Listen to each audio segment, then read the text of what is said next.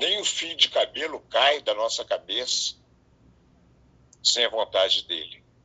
A gente não consegue aumentar meio metro da nossa altura porque nós não temos poder para isso. Então, ele age dentro da vontade dele, no tempo dele, com quem ele quer, nos padrões que ele quer. Agora, é necessário, o que ele pede de nós é o quê? Dá-me, filho meu, o teu coração.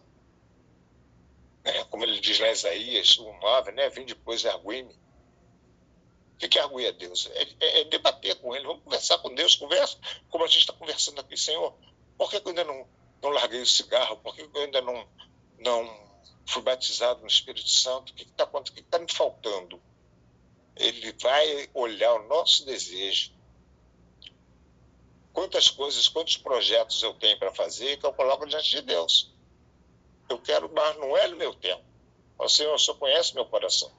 Eu desejo fazer isso. E às vezes não tem resposta.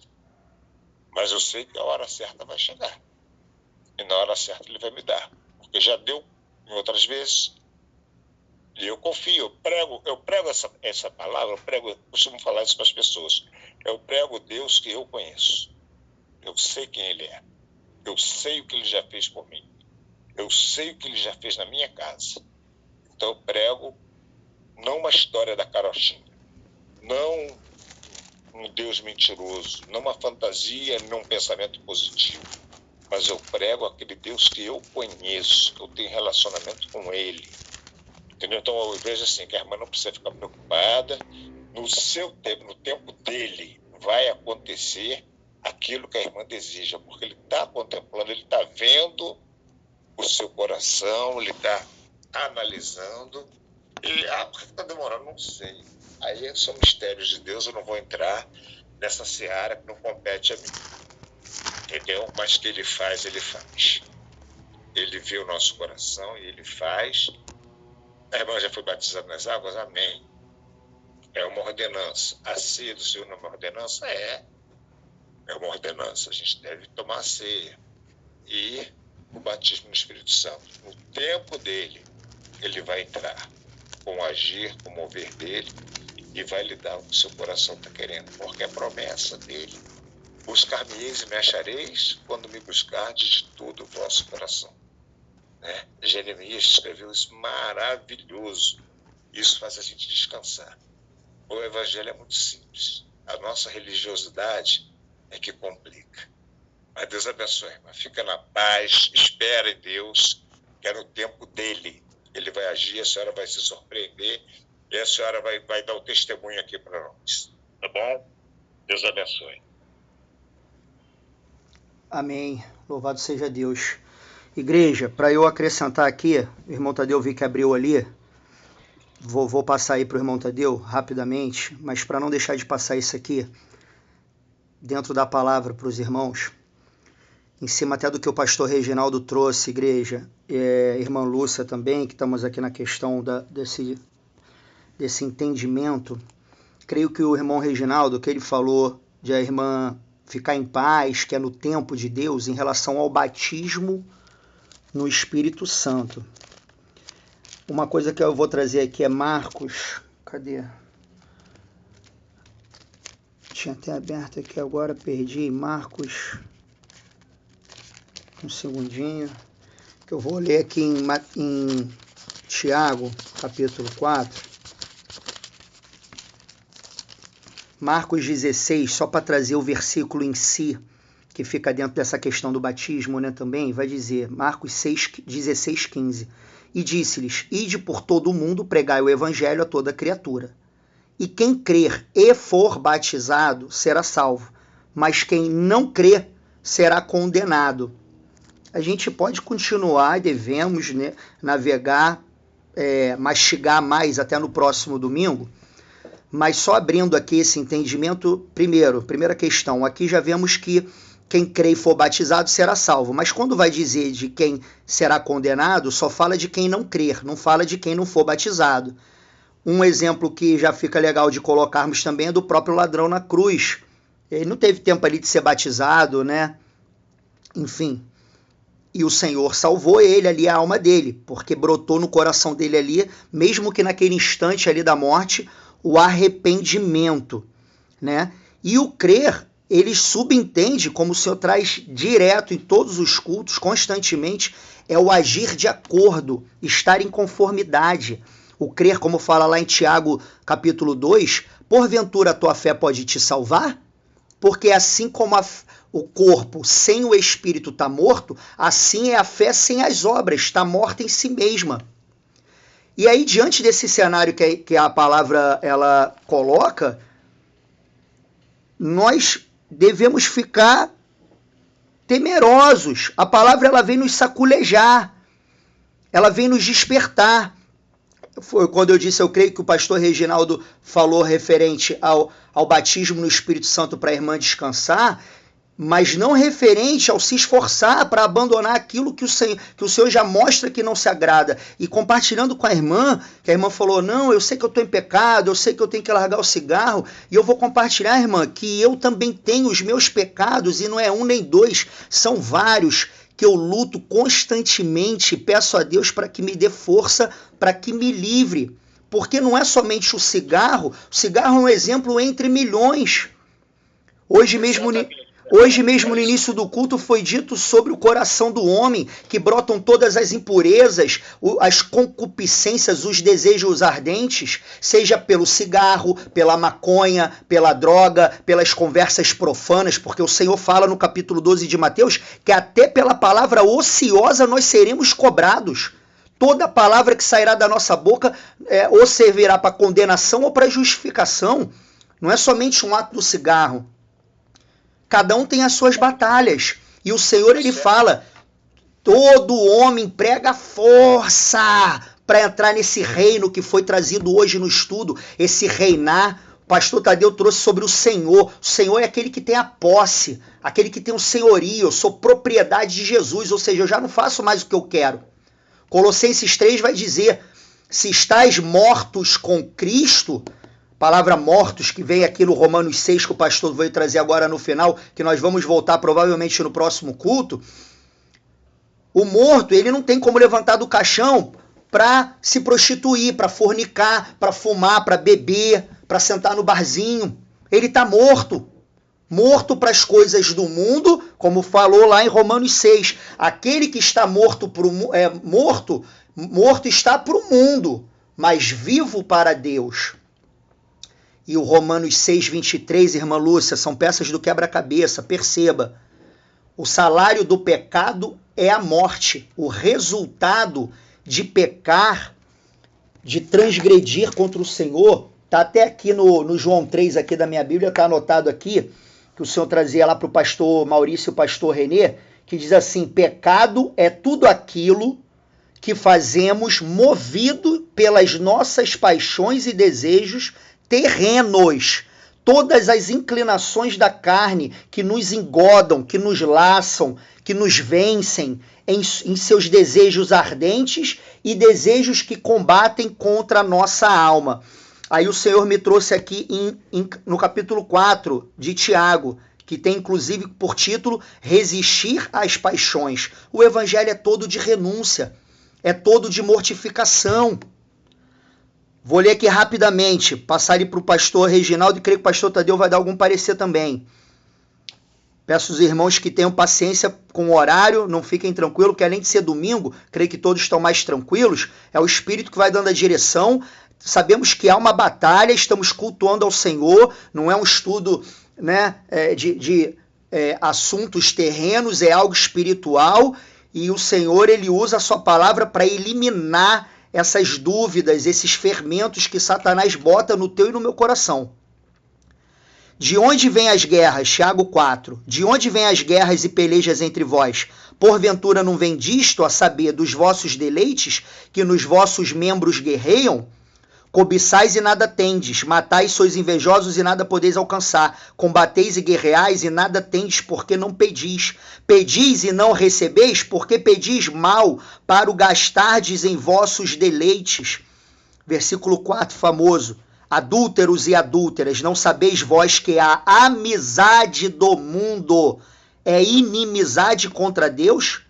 Portanto, qualquer que quiser ser amigo do mundo constitui-se inimigo de Deus. O que engloba ser amigo do mundo? É uma lista que não tem fim. Como em Gálatas, que quando fala andai em espírito e não cumprireis o desejo da carne. Mas a carne luta contra o espírito e o espírito luta contra a carne. Estes se opõem um ao outro. É um não querendo fazer o que o outro quer. Só que não tem como eu fazer a vontade dos dois. Ou eu faço a vontade de um e abandono o outro, ou eu faço a vontade do outro e abandono um. Como vai dizer em Mateus 6,24, olha as peças do quebra-cabeça. Não podemos servir a dois senhores. Não podemos viver dois reinos, como foi dito hoje. Eu não posso estar no reino da carne, no reino do pecado e no reino de Jesus. E aí, quando narra as obras da carne, Paulo, pelo Espírito Santo, vai dizer: estas coisas vos declaro, como já declarei antes, que os que cometem tais coisas e coisas semelhantes. Ele ainda fala coisas semelhantes porque o leque é infindável. Como vai falar em Romanos 1 ali, são aborrecedores de Deus, sem afeição natural, irreconciliáveis. O coração do homem verdadeiramente é uma fábrica de ídolos. Não é somente um cigarro em si, mas aí ou uma atitude isoladamente, né? Mas aí para reforçar esse entendimento, a qual, quando o Senhor me dá, eu trago esse testemunho, que é um testemunho, e aconteceu isso com a vida do pastor Maurício, irmã. Inclusive o Senhor também me libertou do cigarro. Eu fumei durante 22 anos e eu fumava maconha como o misericórdia do Senhor na minha vida, varoa. Se a irmã soubesse o quanto o Senhor ainda tem me limpado e me lavado, só a misericórdia do Senhor para eu não cair estatelado no chão. E como o irmão falou desse rapaz aí que fumava, acordava fumando e dormia fumando maconha, era eu.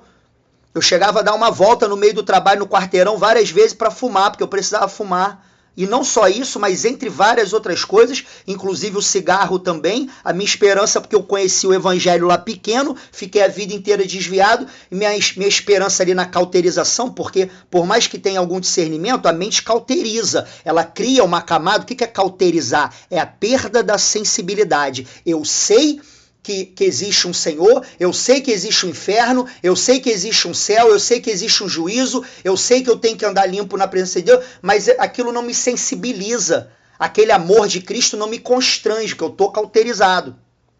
Mas eu tinha, né, aquele pensamento de, eu sei que a única coisa que vai me fazer largar as drogas, largar o cigarro, etc., a vida promíscua, vai ser o Senhor Jesus, que é o único que pode transcender o meu amor às coisas do mundo, porque na verdade, quando vamos ver, na sua raiz é uma briga de dois amores. Inclusive foi lido hoje, ainda não chegamos lá, porque realmente é um oceano muito grande, mas João capítulo 3, que estamos nesse momento no estudo, Jesus lá no finalzinho que foi lido vai dizer no versículo 19, a condenação é essa. Qual é a condenação? Que a luz veio ao mundo, mas os homens amaram mais as trevas do que a luz. O nosso coração se inclina às trevas.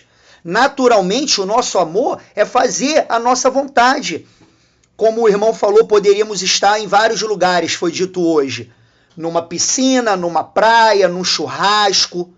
Quantas pessoas não fumam, não bebem, mas vivem a vida em pecado, não alcançaram nem chegaram no conhecimento que existe um novo nascimento da mente e do entendimento à luz do conhecimento de Jesus, que é necessário ser vivido para então assim entrarmos no reino dos céus, para então assim estarmos na posição de justificados no dia do tribunal de Cristo. E aí, para encerrar o testemunho do pastor Maurício,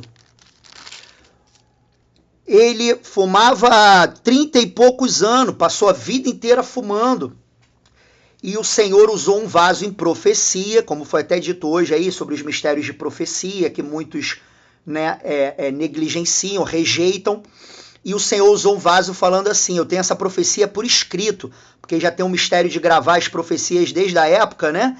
E muitas profecias, inclusive é uma forma tremenda que o Senhor usa para nos exortar, nos trazer o conhecimento e nos renovar, né? Nos fortalecer, mesmo quando usa para outro, serve para cada um de nós. E aí o Senhor usou o vaso falando assim para ele, filho meu, já tenho te falado por enigma e tu não tem entendido. Mas essa fumaça, aí falou assim, como pode eu posso pegar depois, procurar essa profecia para a gente ler ela e examinar num momento posterior, depois. Mas a memória aqui que eu tenho, o Senhor falava exatamente assim com essas palavras. Como posso eu trabalhar em tua vida se dentro de ti, inclusive eu compartilhei isso já com a irmã Lúcia, o Senhor me traz isso para compartilhar com várias almas, sempre que me coloca isso na mente, para trazer, né, no momento de uma conversa, né, de um evangelismo que seja até ali dentro do trabalho, na rua e etc. E ali ele falava, como posso eu trabalhar em ti se dentro de ti a fumaça que não é minha, o meu espírito se afasta. Então, no caso da irmã Lúcia que ela falou do cigarro, no meu caso de N coisas que eu tenho, inclinações fortíssimas da carne que ainda vivo, rompantes, que só o Senhor para me fortalecer e ter me dado o livramento, e sei que cada um dos irmãos compartilham, cada um no seu cenário, cada um tem um temperamento, cada um tem uma inclinação, por isso a palavra nos convida sempre ao autoexame.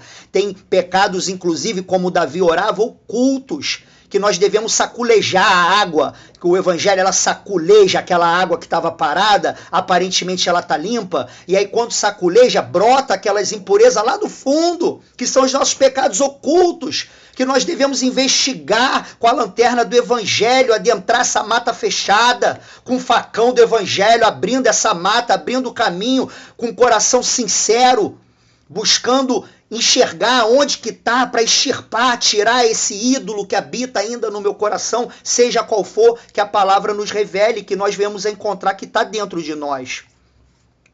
Louvado seja Deus. E aí o cenário, ele não é de paz, mas ele é de desespero. O Senhor, ele fala, inclusive, é que é assim, ó, quando ele continua, né, portanto, qualquer que quiser ser amigo do mundo, constitui-se inimigo de Deus, no Tiago 4, e isso é para nossa glória, irmãos. Toda essa palavra é uma glória para nós, porque temos a oportunidade hoje de não endurecer o coração, como fala em Hebreus 3, e nos achegarmos a Deus com inteireza, como fala a palavra, de coração. Um Deus desse, né, irmãos, não aceitaria sacrifício da nossa vida pela metade. Aí o versículo 5 vai dizer, de Tiago 4, irmãos, atenção, ou cuidais vós que em vão, diz a Escritura, o Espírito que em nós habita tem ciúmes, que foi o que o Senhor usou esse vaso em profecia para o meu pai. Tenho ciúme, eu não posso habitar dentro de você, eu não posso começar minha obra enquanto tem a fumaça que não é santa, que não é minha. E para amarrar um entendimento, irmã Lúcia e irmãos no geral, a todos, porque tem essa ideia, se eu fosse santo eu já estava no céu, todo mundo tem pecado. Mas lembra a passagem que foi lida hoje? Olha como é que amarra bem esse entendimento, irmãos. A passagem de João, 1 João 5,18, ele vai dizer, sabemos que todo aquele que é nascido de Deus não peca. Como que não peca? Se a gente ainda está no corpo de pecado e somos pecadores. É porque a gente sai, primeiro, o homem que começa a viver esse nascimento na presença de Deus, ele sai do senhorio do pecado, como foi explicado hoje o que é o senhorio, o que é ser senhor. Ele sai do senhorio do pecado e ele começa a vir para o reino do senhorio de Jesus, do senhorio da luz. E aqui nesse versículo, o que o Senhor está significando, que o que é nascido de Deus não peca, é que ele não peca liberalmente. Ou seja, ele não escolhe pecar, ele não aceita o pecado mais do lado dele, como a gente fazia antes de começar a nadar contra a correnteza. O ímpio, por exemplo, ele não sente a correnteza, ele está sendo levado pela correnteza, e pelo contrário, ele acorda todo dia para ver como é que ele vai fazer o churrasco, qual é a melhor bebida, ele não está nem sabendo que ele está sendo levado pela correnteza. Mas quando a luz de Cristo nos ilumina o nosso entendimento, a gente começa a sentir no nosso próprio membro, no nosso próprio corpo, essa luta severa. Quem não sente essa luta, irmãos, está morto. Só um morto não sente essa luz. Mas aí o Senhor nos retira do senhorio do pecado. Agora, a presença do pecado, nós vamos ter essa presença e essa guerra em nossos membros, que está falando aqui em Tiago 4, até o último dia da nossa vida. Mas nós não podemos aceitar ele mais liberalmente. renunciando a ele, para que então o senhorio de Jesus, o seu Espírito possa vir, o batismo que eu vivi nas águas possa ter validade. Inclusive, amarrando aqui novamente no Marcos 16. 16. Quem crê e for batizado será salvo, mas quem não crê será condenado, ou seja, quem não obedece. João 3,18 que lemos, quem crê está salvo, mas aquele que não crê está condenado. Aquele que não obedece, aquele que não pratica. Afinal de contas, a palavra nos deixa explícito esse entendimento, que a fé é pelas obras da fé, é pela regeneração, é pela ação do Espírito Santo. A fé sem a prática, ela é o homem que edificou a sua casa sobre areia. Se não praticarmos, ouvirmos e não praticarmos, estaremos edificando toda a nossa vida cristã sobre a areia. E sabemos que poucos são os que verdadeiramente se salvam. É uma luta, irmãos. A verdade é essa. É uma guerra, é um confronto, é uma batalha travadíssima contra a nossa própria alma, contra Satanás e os demônios, contra esse mundo terrível que eu abro a porta para sair para o trabalho, são mulheres seminuas para tudo que é lado, pessoas com brecha aberta para Satanás o tempo inteiro, para gerar confusão, gerar discórdia, gerar N coisas. Peço até perdão o ímpeto assim, estou falando no ímpeto porque é uma guerra, irmãos. E por isso precisamos calejar o joelho, pedir misericórdia a Deus. Lutarmos por nossas vidas, irmãos, e pela vida dos nossos. Inclusive sendo constrangidos por esse amor de Jesus, irmãos, vemos que muitas guerras são tão pequenas porque ainda estamos na nossa carnalidade. Porque o amor realmente nos constrange, devemos largar tudo. Eu sempre lembro nessa hora de Paulo ali no capítulo 3, versículo 8 de Efésios, que ele fala, eu tenho tudo isso como esterco. O que é o cigarro? O que é o sorriso de uma menina bonita? O que é uma noite de prazer? O que são todos os banquetes do mundo? O que são todos aqueles reinos que Satanás, quando elevou Jesus àquele monte, ofereceu? Ó, tudo isso aqui foi me dado. Satanás pode te dar tudo que o Neymar tem, mais o Cristiano Ronaldo, mais os presidentes, os sheiks árabes lá das Arábia, que não vale nada, é esterco diante do reino do Senhor Jesus. Só que a nossa carnal compreensão, ela mesmo sabendo disso, nós sabendo disso, ela se inclina. É a correnteza tentando nos levar e nos afogar nos prazeres do mundo. E aí o final do Tiago 4 vai dizer, quando fala o Espírito em que nós habita tem ciúmes. Versículo 6, Tiago 4. Antes ele dá a maior graça. Portanto diz, Deus resiste aos soberbos, mas dá graça aos humildes. Algo muito profundo, mas sem estender. O soberbo todo homem é, porque a soberba ela começa em fazer a própria vontade e seguir o próprio caminho. Ou seja, Deus resiste ao soberbo, aquele que faz a própria vontade, que continua aceitando liberalmente a própria vontade, fazer o próprio caminho. Mas ele dá graça ao humilde. O que é humilde? É o esvaziamento de si mesmo. A humildade verdadeira é a virtude que nos traz o reconhecimento da nossa fraqueza. Vou repetir, a humildade, o Senhor me deu essa frase muitos anos atrás, pela misericórdia, é o reconhecimento, é o poder, é a virtude que nos traz o reconhecimento da nossa fraqueza. Aí nesse reconhecimento, a continuidade de Tiago 4 vai dizer, Tiago 4, 7, sujeitai-vos, pois, a Deus, resisti ao diabo, e ele fugirá de vós. Chegai-vos a Deus, e ele se achegará a vós. Limpai as mãos, pecadores, vós de duplo ânimo, purificai os corações, no qual sem essa purificação ninguém consegue vivenciar e entrar nessa regeneração, nesse novo nascimento.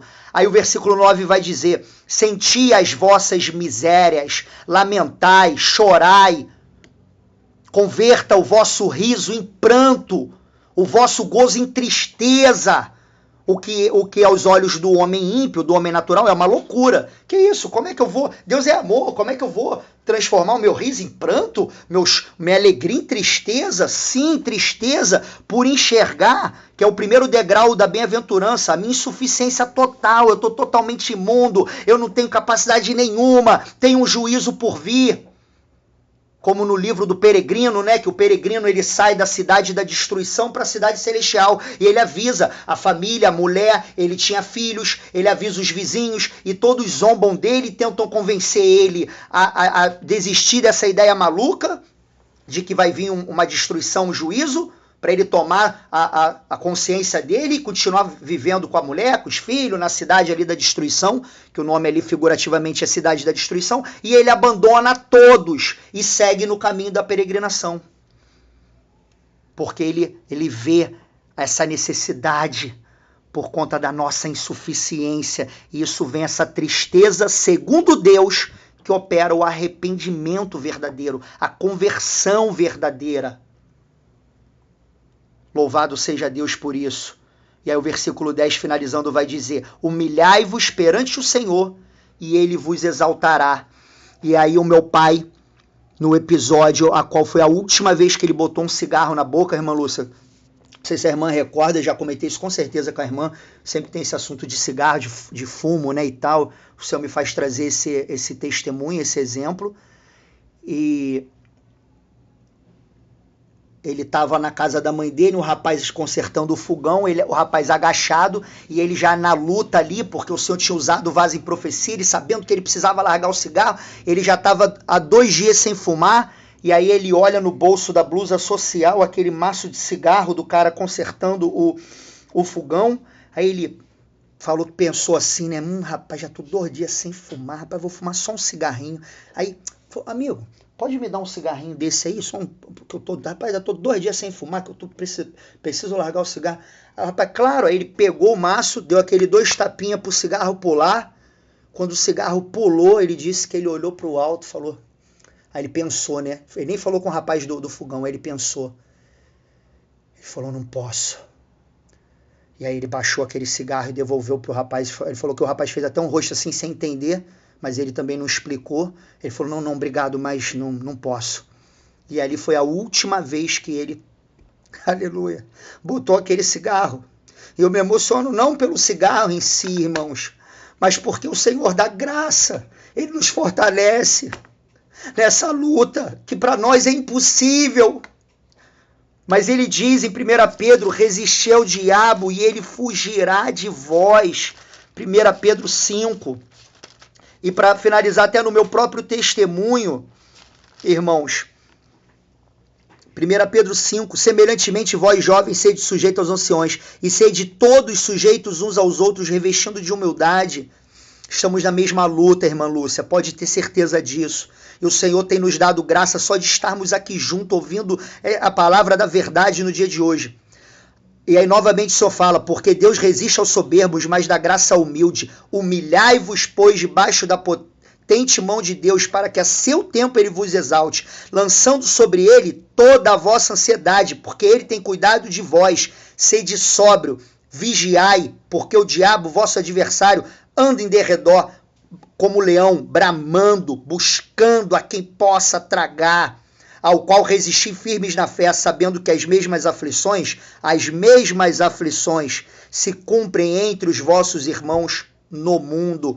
E eu, lá em 2020, arrebentado, não vou me estender nisso agora, mas totalmente arrebentado, estava 10 vezes pior que o filho pródigo, de lama, de tudo, e totalmente quebrantado, só faltava morrer mesmo, descer a sepultura, ou seja, algo muito pior do que cigarro também, mas uma das correntes que o Senhor me quebrou, eu aqui sozinho em casa ali na cozinha, peguei o maço estava cheio, chorando ali, descendo as lágrimas, pedindo ao Senhor, porque não aguentava mais apanhar para o cigarro, apanhar para a maconha, apanhar para tudo, perder tudo e viver como um perdedor. E eu amassei aquele maço e orei, rasguei o coração, agradeci ao Senhor, eu falei, Senhor, eu não vou te pedir, mas eu já te agradeço pela vitória sobre esse cigarro e sobre o pecado e sobre essas correntes que há tantos anos me laçam e me prendem de entrar na tua vontade, de viver essa regeneração, de fazer a tua vontade, de receber as vestes novas. E ali eu orei, amassei aquele maço e lancei ele ali no lixo, e o Senhor assim tem me dado graça até o dia de hoje.